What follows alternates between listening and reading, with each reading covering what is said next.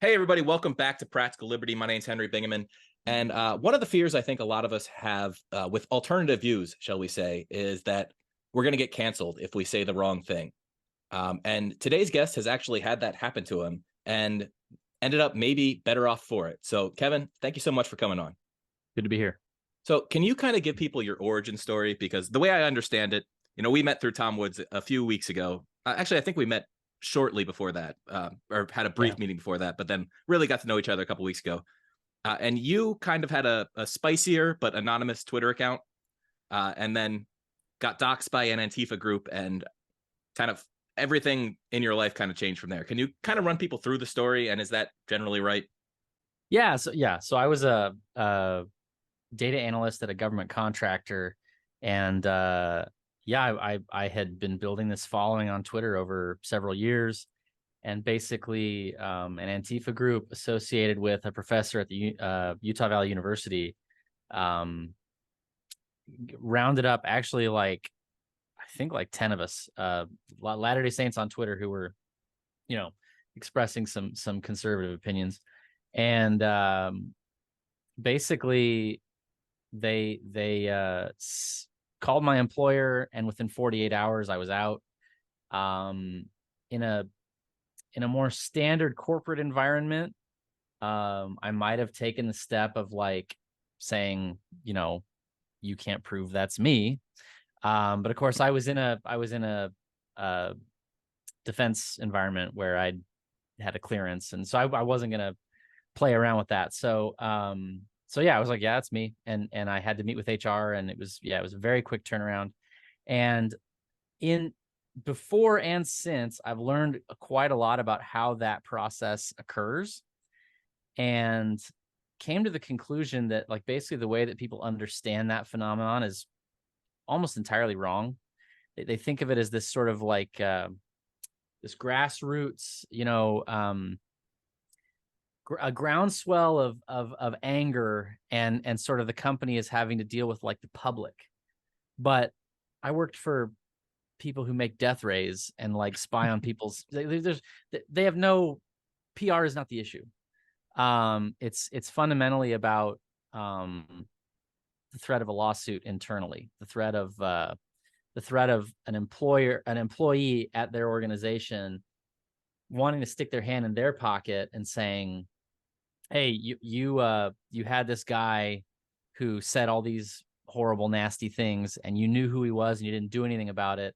And then he said something mean to me, and therefore it's a hostile work environment. And in Elon's case, that one guy got $137 million. So there's this huge bounty on CrimethInc in basically any corporate environment, any environment that's subject to Title VII of the Civil Rights Act, meaning 15 employees or more. And so, not to get too deep in the weeds, I got doxxed, I got fired, and I had several people reach out to me and say, hey, we'd love to help you out. We'd love to, I work here and I could give you a referral or reference or something. And, some of those, probably 3 of those jobs were things I could reasonably take. But there were so many of them. And I thought, what if we took all of these people and all of this goodwill and all of this desire to take action on this issue? Because partly it was people who liked me, but a big part of it was this can't stand. It's wrong that they can do this to anybody. And so, I decided, what if we had a fraternity where we brought people together and we tried to work on our own personal entrepreneurial aspirations, our own personal sovereignty, so that we are disconnected from the mechanisms that they used to punish people for, dissident thought. So actually, go ahead. I want to just back up a little bit, because I think I want to go through this a little bit step by step, if that's all right with you. Yeah, sure. Go ahead. You've seen this now from the inside, and you've worked with other people now that have had similar cancellation attempts or more successful cancellation attempts. And almost all of them land on their feet or end up better off than they were in the past. Yes. What do the people, like the Antifa groups and the professors and the journalists, what are they trying to accomplish here? Because they've seen this fallout over and over again too. what is their actual like goal? Well, so the people who I have met people who are really harmed by it. If you're a public figure, getting canceled usually is kind of an anti-fragility thing. You get a bunch of buzz and you can do things with that buzz and sort of ride the wave. If you're a regular guy who, talks politics as a hobby, which is like a lot of people, often there's not really like there's not a way for them to like capitalize on that wave. And so it's just like, I got to go find another job. And I have to like, maybe I have to hire a reputation manager to like try to scrape my clear out my Google, results. If I've got it, like a lot depends on how weird your name is. So like I have a very common name. So like I'm a little bit hard to find my docs, unless you have my full first, middle, last name. But some of these guys, it's like there's like Iranian guys, and there's like one of him on the whole internet. Right. And so yeah, I guess I would say the people you see nose up gives you an impression that it's less damaging than it is. Because that's who you see. But I would say that their goal is to kind of make an example. And also, I mean, like partly it's to make an example of the people speaking, but there's also this enforcement mechanism on the corporate entities. That's to say like, hey, we're watching. Like we're not going to let you get away with not enforcing these codes internally. Like you are going to have to take action, which then obviously creates the chilling effect on everybody who works there. Doesn't that chilling effect already kind of exist in a million different ways already inside those corporations? Like everybody's watching their P's and Q's in those major corporations. So they're just they're using lawfare, essentially. These, whoever they are, activists, they're trying to use lawfare against normal people. Yes. And those enforcement mechanisms internally, the people watching their P's and Q's, that exists because of phenomena like this, because of the threat of lawsuits. It's all one thing. Like there's not like, to the extent there's been a cultural change, it's an effect of this phenomenon, not a cause. The cultural change is driven by the fact that dissenting voices can't be tolerated, and there is this element of saying the right things, putting your pronouns in your bio, wearing the rainbow pin, attending the trainings. It's not just a way of signaling like ideological conformity. It's also a way of signaling like, I'm here to do my job. Like it's a way of saying like, okay, I'm compliant. You can leave me alone. I'm not going to cause trouble. Which like, from a sort of naked like incentive perspective, like even if you have sort of political ideals about how the way things should be, if you're a manager and a guy's like running his mouth about all this stuff that's going to cause trouble for you, it's like, can you please not do that? And that makes it really complicated. And that actually ropes in people who are not necessarily ideological themselves. It ropes them into being part of the enforcement apparatus. Yeah. The entire culture, it's almost Soviet in that way. It's that everybody's incentivized to snitch on everybody else, because otherwise you're the one getting snitched on at the end of the day.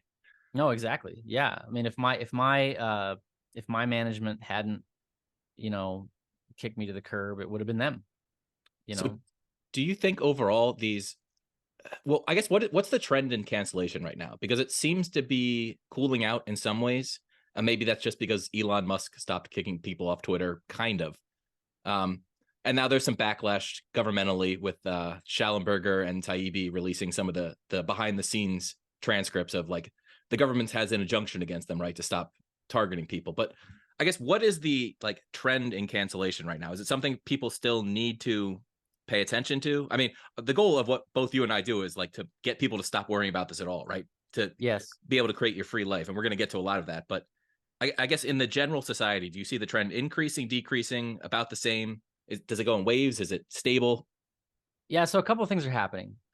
Number one, we are coming up on election season, and so the pivot toward the center, inevitably, the media organizations are going to stop shining a light on the most radical voices on the left, which means it's going to be harder for them to generate the kind of outrage they want to generate.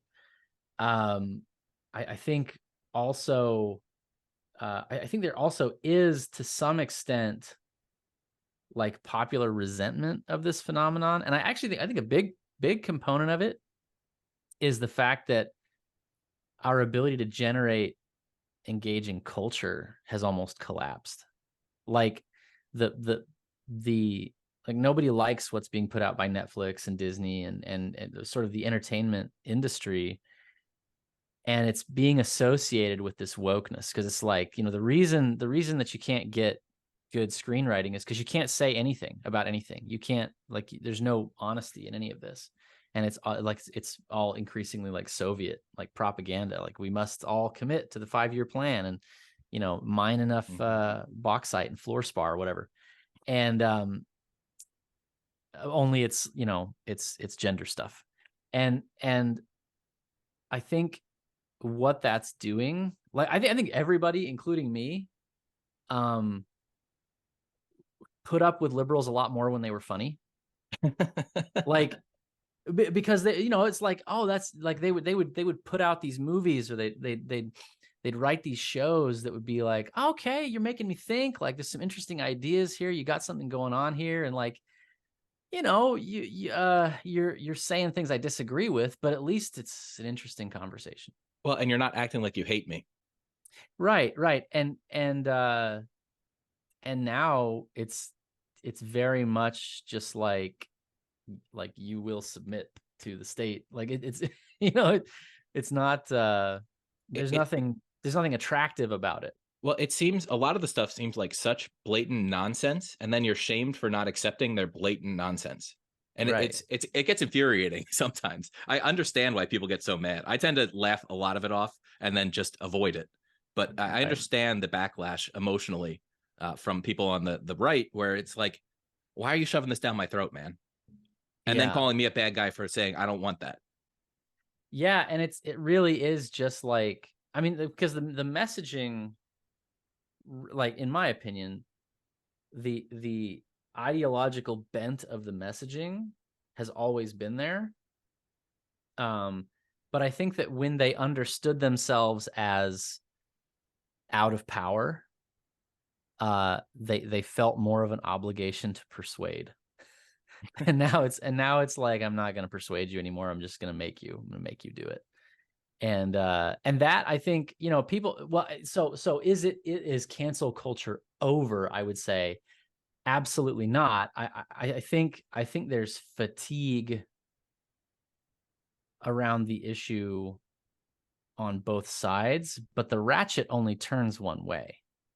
Yeah. And so, like, we may have hit a plateau, but we're not going down. It's not going to get more open. It's not going to get less restrictive. It's, maybe the punishment for people outside the box is going to have a lull, but the box will continue to shrink. Interesting. Yeah, that's a good point. All right. So you get, canceled, you get fired from your government position, which, I mean, it's not technically a government position, but if it's contractor, when 90% of their income comes from the government, it's at least quasi-government, which I'd like to actually get into why you were in that position in the first place, just given kind of your beliefs. But for now, all right, you had some other job opportunities. What inspired you to kind of go the alternative route? And well, I guess describe the alternative route, because I kind of cut you off on that earlier. Well, so the alternative route, was to build a community where we make each other robust to this kind of thing, so it doesn't happen again. And I think partly, I mean, there's this ideological problem with these jobs, but there's also the fact they just suck. Like, they're just miserable places to be. And like, you don't necessarily need the woke stuff to hate that situation. And I think the mechanization and the automatization of those processes the ways that those environments are dehumanizing. I think it's related to this phenomenon. But you don't have to buy my ideology. You don't have to buy my politics to want to get out. And so that was my situation. I just hated the job. And I essentially did the math on, like, I could go private sector, I could do data science for somebody else. Honestly, most corporations that have an appetite for data science are well beyond the scale of operations where they have pretty robust HR departments. And so I could potentially get another job and go dark and never post again. But I sort of, like, number one, even if you go dark, what it means is somebody can make one more phone call and ruin the whole thing again. Like, it's just so cheap to bury you. But also I realized, like, maybe there was something to the fact that I had been working this job for 6 years, for a couple of companies. And I was so bored the entire time that I had, like, built this following on Twitter where, like, I mean, I goofed around Twitter like all day long. And I was like, what's meaningful about this to me? Why does this feel like the only meaningful thing I do with my, like, work day? And I just realized I had a talent for it, a talent for getting people together, a talent for illuminating these ideas. And I had a bunch of people who were telling me, like, yeah, don't go back into the rat race, do this. And I mean, when I proposed the group, I had 70 signups in the first 2 weeks.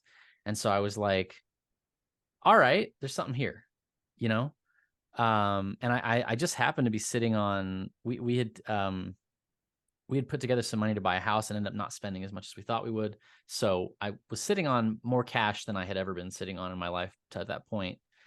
And I was like, if I can't, I had a year of runway, basically. I was like, if I can't figure this out in a year, then I can't figure it out at all. So I figured, let's give it a shot. And yeah, the response has been overwhelming. It's been incredibly positive, and I feel good about what I do every day. I feel good about the people that I help and people I work with. I make more than twice what I made at the day job. Like, it's, wow. Yeah, it's worked out great. And I will say, like, we've done that for other guys too. Like, and part of my motivation here is I recognize that I was in a little bit of a rare position. Like, because I'm a content creator, I was in a position to leverage this backlash into something where I could make more money. And I didn't like that you had to be somebody like me to do that. And I thought, let's create something where guys who are not like that can still be robust to this kind of thing. Yeah, I think one of the general problems I think in society is the way that we run companies, or the way that the corporate structure, I guess, overall has evolved really since the 30s and 40s. It changed a lot. We started tying your healthcare to your job. We started tying your retirement to your job. And before that, everybody had been, not entirely, because you had the Industrial Revolution, but before that, everyone had been somewhat entrepreneurial, right? If you were a farmer, you still had to go out and negotiate your rates. Yes. Everybody got to play into their own talents. And when this corporate, the Industrial Revolution, and then it really cranked up in the 40s, 50s, or 30s, 40s, 50s, everybody became a replaceable cog in a machine. And so there's an implicit threat when you're an employee that there's somebody behind you to replace you. Now, you have some inertia because they've trained you, and there's some years on the job, and there's some union protections in some cases, but the threat is always you're replaceable. And there's no other area of your life where you're just replaceable. You're not replaceable in your family. You're not replaceable to your parents or your kids or your spouse. You're not replaceable to your friends.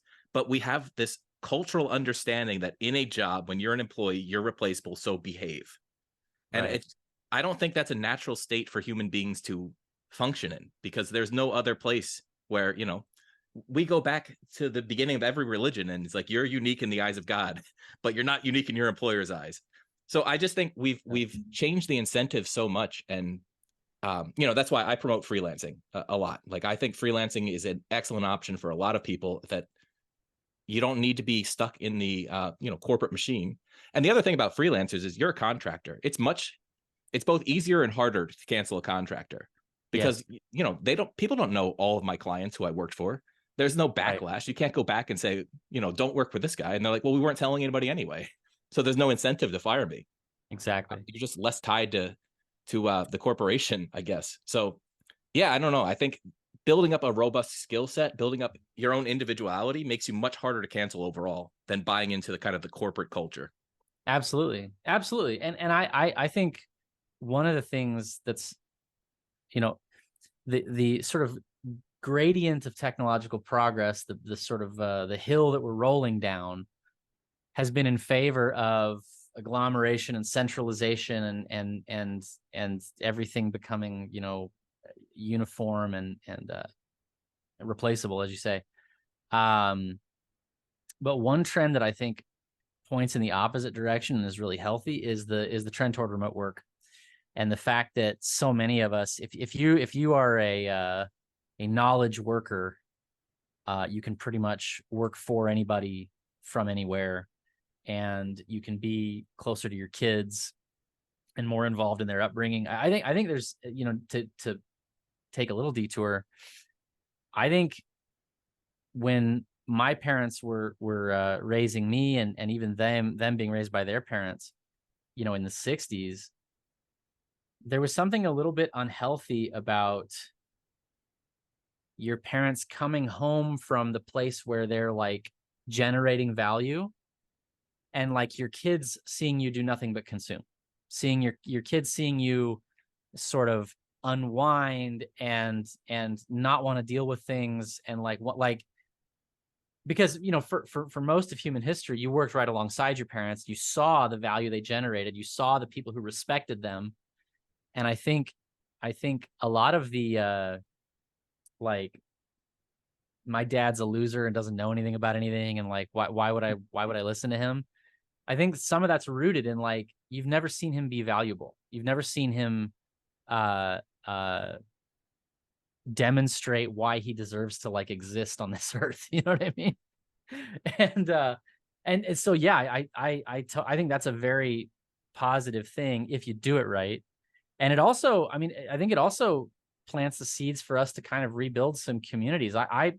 My one of my objectives with Exit in the long run is to get some guys who decide they like each other enough to actually get more geographic proximity, so we can do things like homeschool co-ops, and we've been working on like a scouting alternative, and like if you could do that with a little gaggle of kids, like, the level of what you can try, and sort of the serendipity that can emerge when people are actually neighbors, is a lot higher. So yeah, I totally agree. I think the way that we work has been really bad for like the social fabric in general, and for people individually, psychologically. So how did you build, like, what is the structure of Exit? So it's exitgroup.us is your website. If anybody wants to go check it out, if you've been canceled, Exitgroup.us. yeah, check it out.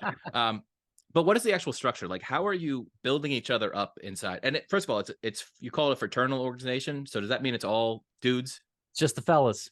It's just the Um, fellas. yeah, I know that'll trigger some people, but it does kind of make sense. Men and women are different, especially in hardships. Men Yeah. tend to they need the community just as much, but they tend to isolate more and want to lean in and solve it themselves. So, but they're also desperate for community. It's kind of a push and pull there. So Yeah. how did you structure it so it's because you've got some great testimonials on your site, you've had some great success stories. How are you structuring it to get kind of that community and those results? Yeah. So by the way, I've had half a dozen women say like, "Oh man, you got to do this for women," and I want that to happen. I want somebody to do that. It's just not me. It's not my job to do it. Um, and but I think that's really important, and I hope somebody does it. So on the subject of how we structure it, so we have accountability calls. It's similar to what, so Tom Woods School of Life, I built the accountability groups there, and I built them sort of after the pattern that we established at Exit. And we cover several topics. We do entrepreneurship, we do preparedness, we do content creation, fitness, just anything that you want to be held accountable for. We did dating for a while, for the guys trying to find a girl, which again, harder to do in a co-ed space. So it's harder to talk about, honestly, I would say, Yes. in a co-ed space. And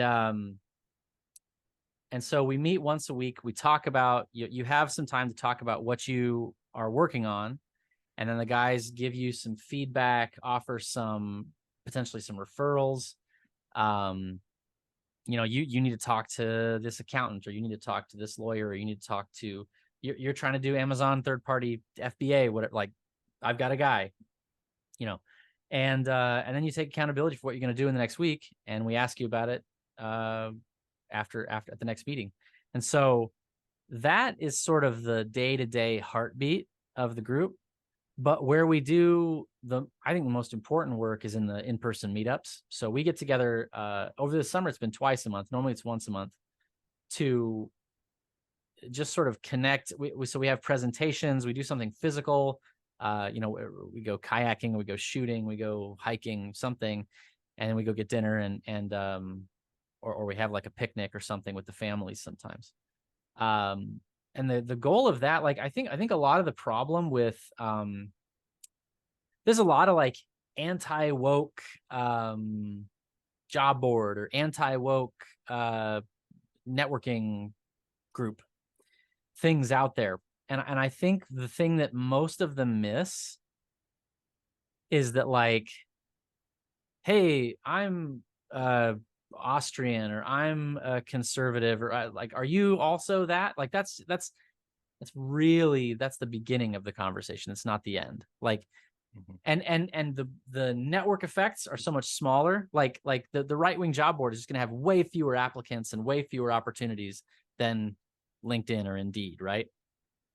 And so to compensate for that, you have to be like, you have to provide like dramatically better options. And that is not what they do, because they just sort of, it's just anybody can apply, anybody can sign up, and you just are conservative or libertarian or whatever it is. And so what I do, first of all, is I have a vetting call with everybody that joins in. And I just, I'm not like quizzing you about your politics. It's more of a vibe check. It's like, number one, are you like mentally stable? Like, are you gonna like really harsh the vibes in the group? But then also, like, are you trying to accomplish the same thing that we're all trying to accomplish?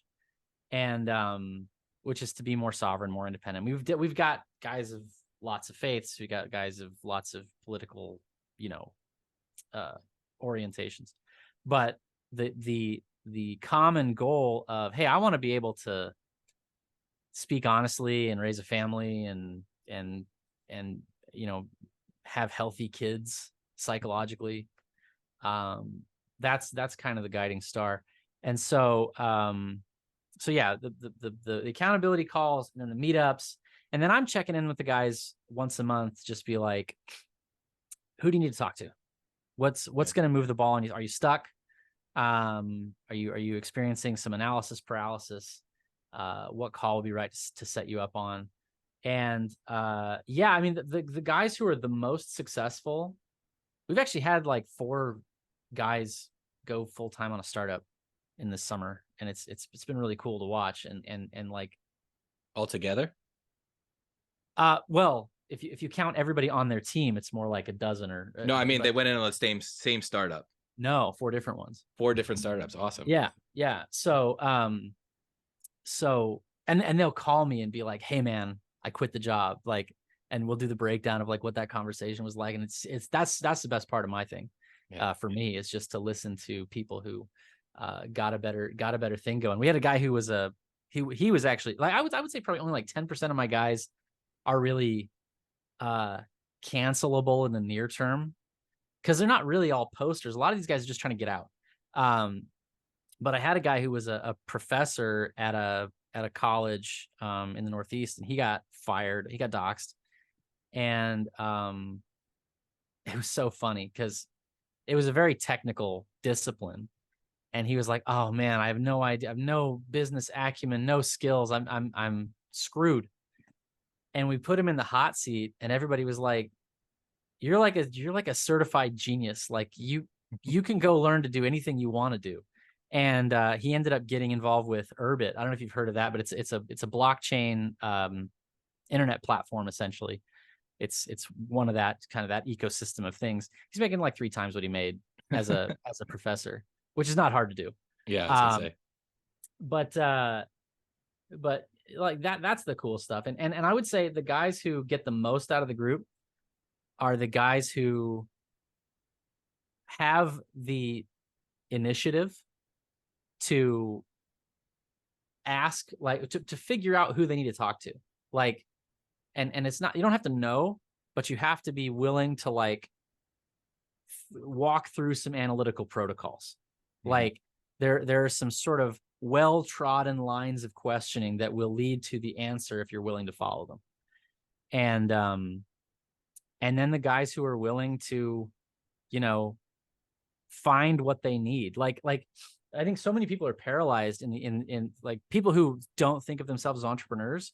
They're so paralyzed by the idea that they need to be the like lone wise man with all the answers. And like they need to know how to do operations. They need to know how to do sales and marketing. And they need to know like, and it's like, no, you just need to have like 50, 30-minute phone calls. Yeah. And like, you just, and like, I know who to talk to. I've got the people, but you need to be willing to just go on those phone calls. And one of the things that's really cool about having this vetted, tight group is people's willingness to help each other out is just huge. Like as far as, you know, free, you know, advice and consults, people who actually know what they're talking about. It's one of the interesting things I learned, you know, I was a freelancer for 15 years, is that the best networking comes from other freelancers. It doesn't actually matter what discipline they're in. It's that one thing in common, and then you bond over that, and then you help each other from there. You don't have to learn everything about everything. You just have to have the network to be able to tap into. If you have the network, you do have everything you need. If you have the humility to actually ask for it sometimes. Because, you know, guys, we like to be know-it-alls sometimes and pretend we're smarter or more experienced or whatever than we are. But having the humility and the connections it's a formula that you can't really lose on. Absolutely. And I think a lot of people are suspicious of people skills, or they devalue it. They sort of think that it's like it's a way of tricking people or a way of getting things you don't deserve. But like the guys in the group with the people skills are incredibly effusive with their network. They're incredibly generous, and it's like, no, I want to help you build. I want to take you to the moon, man. Yeah. And it's entirely about having the humility and the initiative to go ask the right questions. So I'm curious about these. You said you meet up in person? Yes. But you have people all over the country, as far as I understand. Yeah. So it's me getting on a plane twice a month. Oh, so wow. yeah. So, which is fun. I have a great time. So we've done Austin, Salt Lake, New York, Boston, Branson, DC, the Bay Area, we've Las Vegas. We've been all over the map. And basically, as long as I can get 6 guys in a room, it's probably worth doing. And then alongside that, I also do some Tom Woods meetups now, which is, you know, he's got a bigger audience, so I can get maybe a few more people in the tent, which is great. So yeah, and we what I like about these, like, it's usually between 6 to like 15. And what I like about that with the smaller groups is you can go like get an Airbnb and just kind of like hang out for the day, and like, you know, you cook burgers on the grill, and you sort of, you have the mobility and flexibility to just sort of feel each other out. Because I think when somebody's trying to accomplish something big, and they got weird views, right? It's just like there's just risks associated with like I've got to like you the way that any founder's got to like his partners, but we've also got like I've also got to feel safe talking to you. And I don't think that there's really there's not a form you can fill out that provides that. You have to really vibe with somebody. And I will say like some of the strongest projects that we've done, I would say it's almost always guys who have made the effort to meet in person. Some of them get on a plane. And I think it's worth doing. There's definitely something about meeting in person that is not replicable in online communities. But online communities can be a good basic, like a jumping off point, basically. Yes. Like, how do you even find the people that you might want to meet up with? Yes. And like Exit Group is definitely one of them. So I guess I have a question. It's a really cool project. You've had some great success. How do you scale this to be like, if there's a movement that gets behind it? Because I think the country or the world is ready for a movement of people that want to exit. Everybody can feel it. Everything you look around and things are falling apart. Society feels broken in so many ways, but there's a lot of pockets of sane people. So Yes. how do you, if this takes off more than it has, because it's already doing well for you, but how do you scale it up to the next level? How do you create Exit Group 2, 3, 4 and just have, replicate yourself in another position? Can you add 200, 300, 400 more people to your current group? Like what is the plan for the future for this? I think it could scale pretty dramatically already with just me. I think that's maybe a problem for when we double.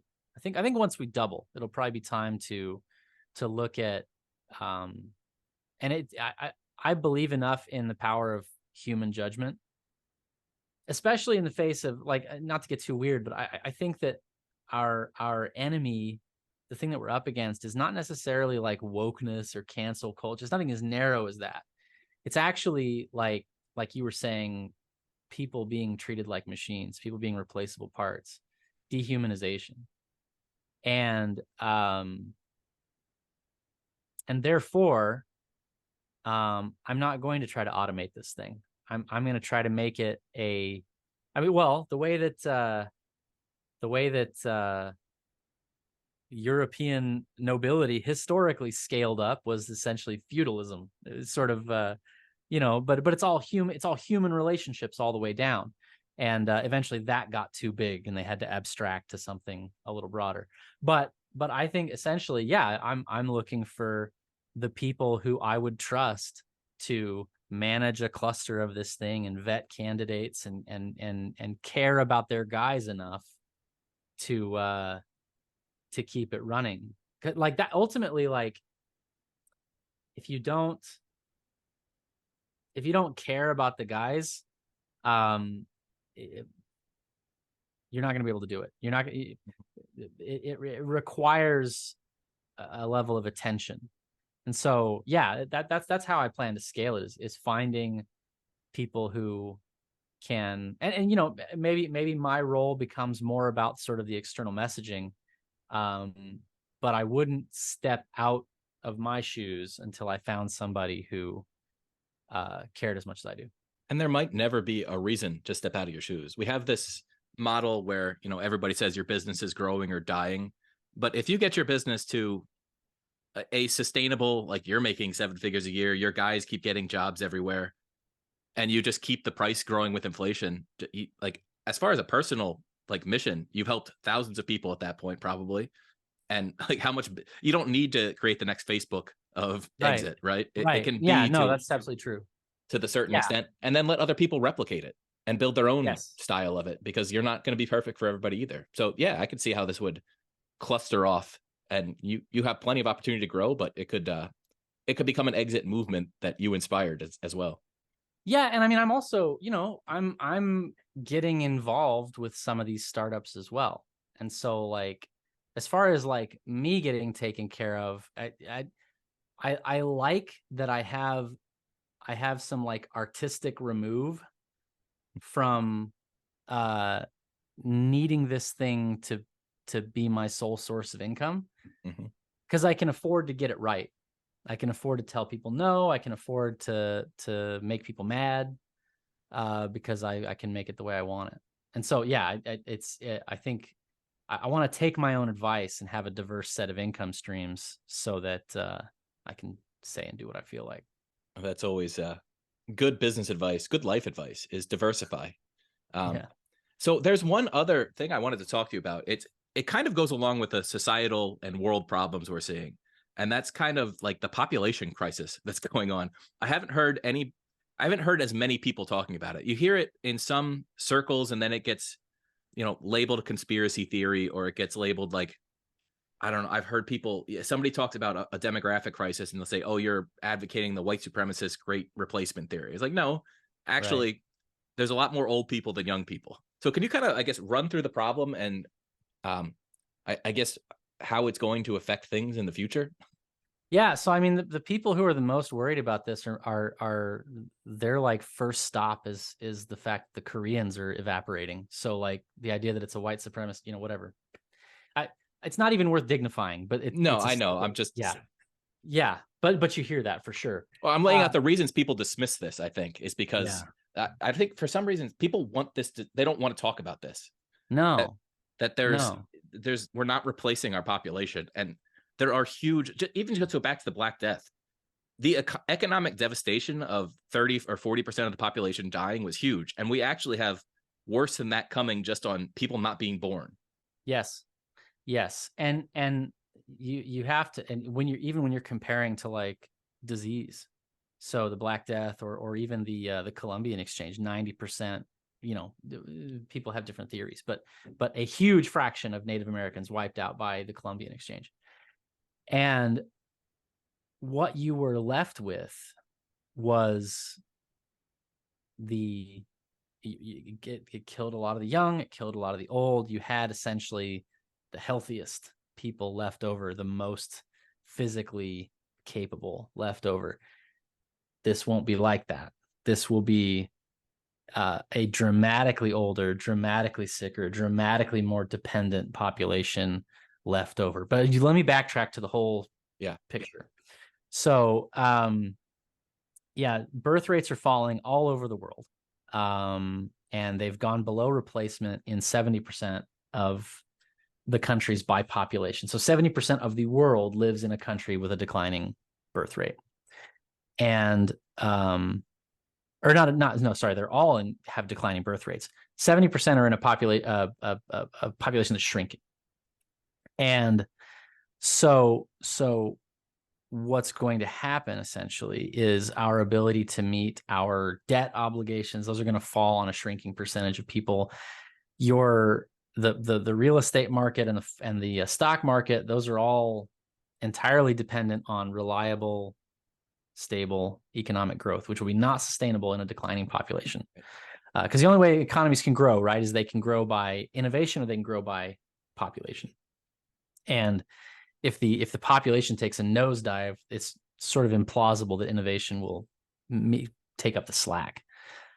So what you see in countries like Japan is probably the best case scenario, where sort of these urban centers are just sort of taxed to death to fund these decaying suburbs, where essentially ghost towns populated by old folks. But they're a fairly like culturally cohesive, homogenous, or orderly society, and that goes fairly well. The converse of that, or the sort of worst case of that, is a situation like Detroit, where politically there's a lot of reasons why that happened, but the proximate cause of Detroit's collapse was the evacuation of the tax base. Basically, just everybody with any money or any like mobility got out of town. And then you've got the holdouts scattered over this massive infrastructure, all these roads, all this plumbing, all this electrical, all this sewer that has to be maintained. And it like, you can't just shut off the parts that you don't need. Like, it's this huge expense. And as houses become abandoned, the houses that are still populated fall through the floor in value because nobody wants to live in like this blighted, row of houses with all the copper wires pulled out. Right. And so, so there's going to be dramatic. And the other fact of this is Detroit has the state of Michigan and the United States government to bail them out if they have to go bankrupt. But what happens if that's everywhere? What happens if every tax base has been evacuated? And I don't think anyone has really reckoned with. In fact, Malcolm Collins, one of the guys who I'm working with on the conference, indicated that he got interested in this issue because he was a VC in Korea, and he was looking at the demographics, and he was like, "There's going to be 6 great-grandchildren for every 100 living Koreans. It's going to be, it's an extinction level, right?" Yeah. And he asks his Korean partners, like, what's the plan for all this? And they would be like, we're not going to really worry about that. We're just going to act like that doesn't exist. It's like it's nobody's job to think about that. VCs think in 10-year terms. They Right. have 5 to I guess 15 in some of the bigger VCs, but they have these short defined cycles, and they don't look past that because their returns don't matter past that. Right. But I think even at a policy level, I mean, political candidates are thinking about 4 years, sometimes 6 years. Yeah, there's no incentive for long-term thinking anywhere, which is, this is the Austrian critique of the entire economic system, is it's all short-term thinking. Right. There's absolutely no incentive to care about this, and so nobody is put in charge of it. I worked in defense, and I was in a strategy group, talking about essentially talking about war with Taiwan, or war with China over Taiwan. Right. And we would be getting into the nitty gritty of, like, defeating the radar, and how many jets would be destroyed on the runway versus how many would make it into the air, and how quick can we get that turned around, all this detail. And I brought up in a meeting, like, what about nukes? Like, are we talking about nukes? Is it like, and they were all like, no, that probably won't happen. Probably won't be nukes. And let's bet civilization on it, probably. Right. And I think the reason that is because, like, there's somebody who gets paid to think about the jet. There's somebody who gets paid to think about the sustainment of the runway. There's somebody who gets paid to think about the rockets and the radars. There's nobody who gets paid to, like, make sure there's no nuclear war. Like, because like it's sort of outside the bounds of the incentive structure, Right. Precisely because it would be so catastrophic, which, like, that's an interesting, like, paradox. Like, we're going to not think about it because it would destroy everything.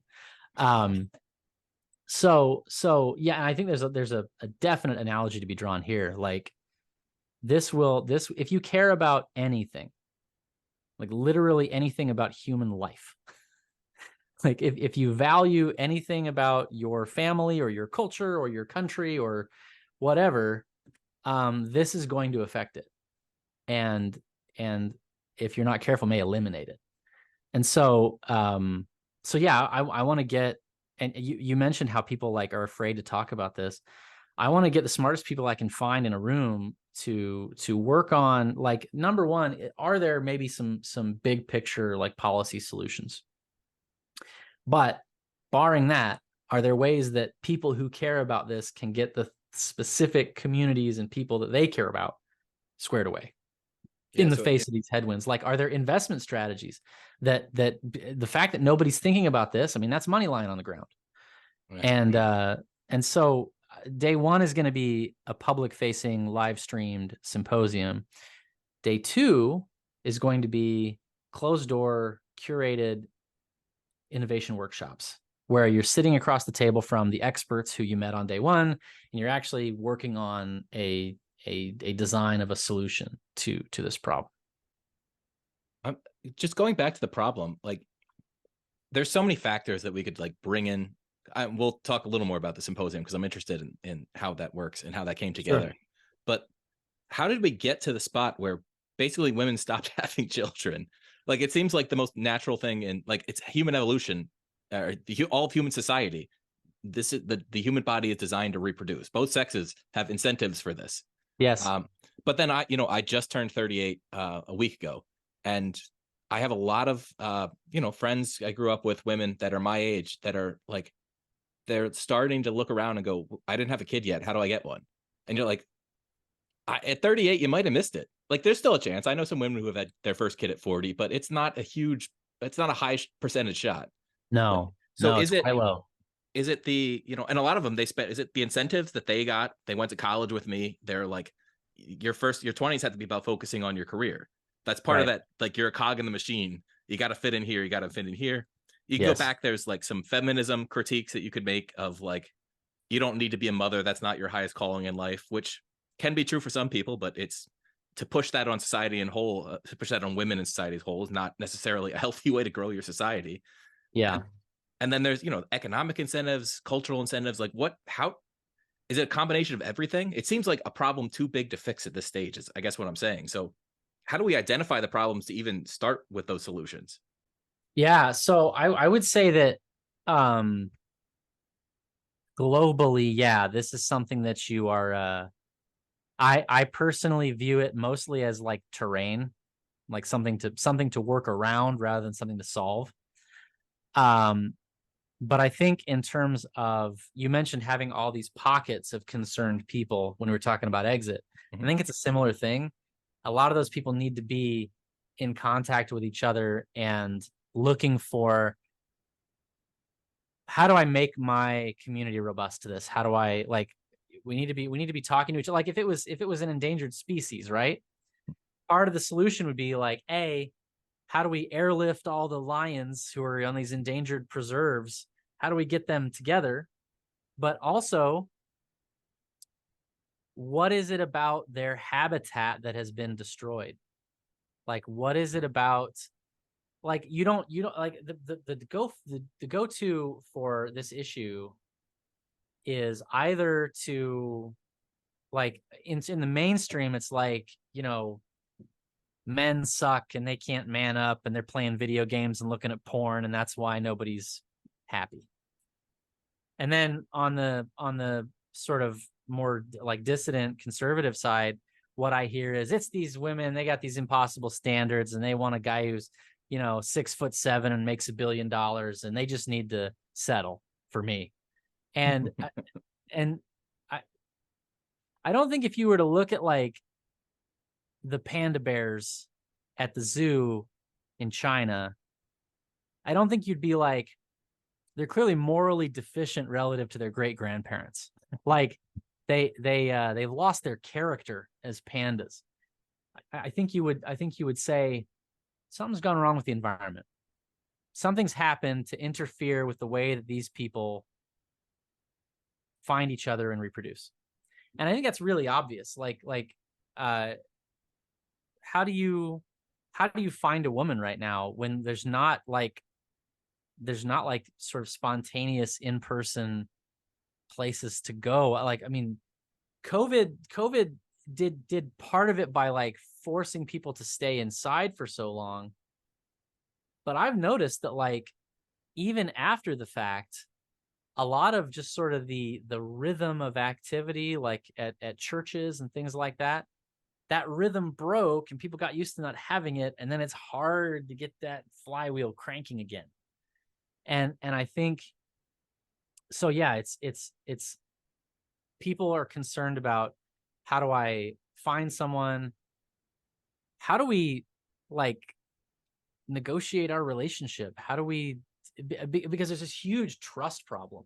Like the reason that I think women are skeptical of family and childbearing, I think it's less about the fact that it's like not appealing in itself. And I think it's more about like, you're asking me to put a lot of trust in a guy to, if he's like, if he's successful, if he's who I hope he is, then his stock's going to go up into his 30s. And I'm going to have these kids with my most valuable sort of time in terms of my career aspirations, in terms of my sex appeal, in terms of all that. And I'm instead going to stick with him and have his kids and raise them. And then I got to trust that he's going to hang on with me and take me wherever he's going as his stock goes up. And men and women just face very different incentive structures. And there used to be, and I'm not saying it was an ideal situation, but there used to be social guardrails that maintained that cooperation, that solved a game theory problem. Right. And maybe those structures needed some work. Maybe those structures weren't perfect and optimized, but to replace them with nothing has been a disaster. Yeah. So that I think is the fundamental issue is women. You're asking women to take a huge gamble in terms of having kids. You're asking men to take a huge gamble in terms of getting married, because there's so much legal difficulties associated with, and not a ton of like practical upside in terms of like what does the man get legally for being married? Well, and if your stock does rise, she can leave and take half of everything. If your stock doesn't rise, she can abandon you because you're not what she hoped. And either way, then you may or may not have access to your kids. So there are bad incentives on both sides in forming long-term relationships. It's an ugly situation, and I don't know how to fix it. It's a cultural thing. It's might be a new religious movement or a new social movement that reinstalls some of those norms without some of the having to turn a blind eye to bad behavior on especially men's side back in the 30s, 40s, 50s. And now it's these incentives they're just all out of whack for family formation, and it's literally killing the population. Yes. And so my starting point, thing that I think has to happen first, is you got to stop playing the blame game. You got to stop trying to figure out whose fault it is. Yeah. Because we're all, you're talking about a tsunami. Like, we're all small relative to this problem. And I think the next step is to find the smartest people I can find and give them a framework in which to start building some solutions. Like, I don't have the answers. We have some angles on some possibilities. One of the guys is coming with like a novel approach to dating apps, because the incentive structure with dating apps is like, as soon as they help you find a woman, then they've lost a customer. Mm-hmm. Right. So he's trying to build incentive structures that make dating apps a little more healthy. And we've got people who have thoughts about solving like the microplastics issue, the endocrine disruptors issue that are causing even people who do find a spouse and try to start a family having trouble with their fertility.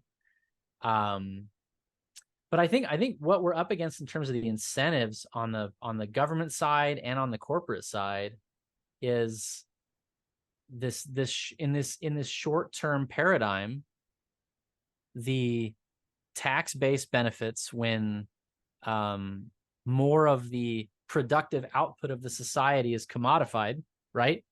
And so they'll say, like, before the women's movement, women like did nothing with their brains, basically. Like that nothing they accomplished was important up until 1970, or like Murphy Brown or something. Like, Murphy Brown invented being a productive woman, and it's like, no.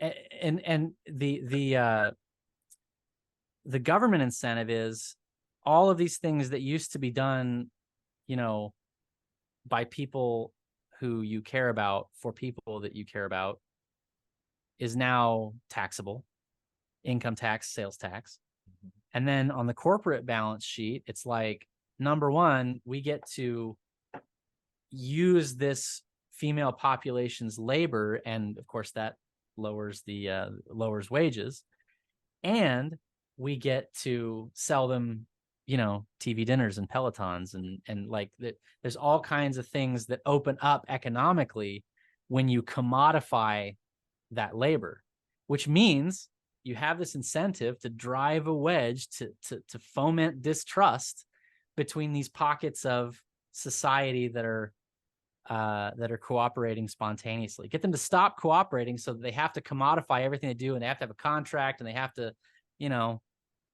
send it to the tax man. So that's my take on why it's happening. So the summit, what are the details on that? When's it happening? Yeah. And can people still get in if they want? Absolutely. Tickets are going to be on sale up until about a month out. It's December 1st and 2nd in Austin, Texas. You can get your tickets at natalism.org. And it's going to be day one is a symposium with speakers and panels. And we're going to have a reception dinner with an open bar, so you can get to know the people that we're speaking and connect with them a little bit. Then day two, like I say, is going to be closed door. You're going to be in a room with those people, sitting across the table, working out is it a novel approach to dating? Is it a novel approach to homeschooling? Is it a novel approach? Is it a policy proposal? Is it a grant making organization? There's all kinds of possibilities that might emerge from this. And my hope, honestly, is that at least 2 or 3 of those ideas get a team around them that's enthusiastic, and then we start looking for how do we fund it. And I'd like to. So we are consciously and deliberately inviting 3 groups of people. First is, the standard attendee who cares about this, who wants to learn more, who wants to get involved. Then the academic and biomedical and cultural, people who do a lot of thinking about this and have interesting ideas. But then 3 is people who want to fund solutions, people who want to look for not just from the goodness of their heart, but people who want to invest, people who want to finance businesses. I like that. So, it aligns the incentives. Yeah. And my hope is to get all of those people connected on a project and actually get the money behind it so that we can make a difference. So it's not just a talking confab situation. So we've got my co-founder, my partner, Drew Gorham, is he does innovation workshops for a company in the Bay Area. And it's this Stanford D School framework where I think Google invented it originally, but it's like you take 4 days and you go from nothing, or from a problem statement, to a workable prototype. And so we're going to have an abbreviated version of that, but it's going to be the same tools. You get a lot done in a day using some of these tools. I've watched them work. It's phenomenal. It's really impressive how it works. So he's going to be orchestrating that. And so it's going to be just a really, really high IQ, high agency, high initiative room to work on stuff in. I mean, that sounds fascinating. So that's natalism.org. Natalism.org. And if you sign up and get canceled for it, you can just go to exitgroup.us. Although that shouldn't be happening. All right, we've been going for an hour. I really appreciate your time. This has been a great conversation, and I'd love to have you back on sometime. Absolutely. Thanks, Kevin. Thanks. Hey, if you thought that video was good, please click the like button and don't forget to subscribe. It really helps me out. Thanks.